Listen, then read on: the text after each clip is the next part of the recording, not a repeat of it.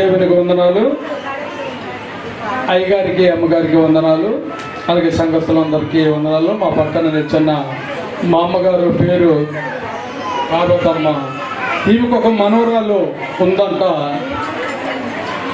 ఆమెకైతే వివాహం జరగటం కొద్దిగా కష్టంగా ఉందంట. వస్తున్నాయి కానీ సంబంధాలు, కట్నాలు ఎక్కువగా అడగటం, అది తప్పిపోవడం జరుగుతుందంట.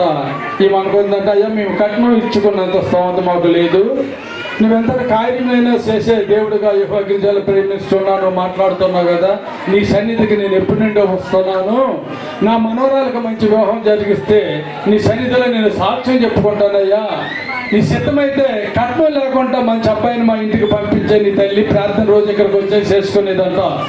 అలాగే చాలా సంబంధాలు వచ్చి అందరూ కట్నాలు అడుగుతున్నారంట. ఈవిడ ప్రార్థన చేసుకోగా మొన్న అయితే కత్తిరి నుంచి అంట ఒక అబ్బాయి వచ్చారంట, మా కట్నం వద్దు, నీ అమ్మాయిని మీ మనవరాలు అప్పట్లో ఇక కట్నం పావులో కూడా ఇవ్వకు, మీ మనవరాలు నేను పెళ్లి చేసుకుంటాను, నాకు ఇస్తావా అని అడిగారంట. నేను ఇస్తానయ్యానంట. ఇప్పుడు మంచి అదిగో డబ్బు కూడా బాగా ఉందంట. సభలు పడదామా, వాళ్ళకి డబ్బులు ఉన్నవారే ఫ్రీగా చేసుకున్నారంట. మామగారు సంతోషంతో సాక్ష్యం చెప్తున్నారు. వివాహం జరిగిందయ్యా దేవుడి దేశాలంట. సభలు పడదాం దగ్గరగా.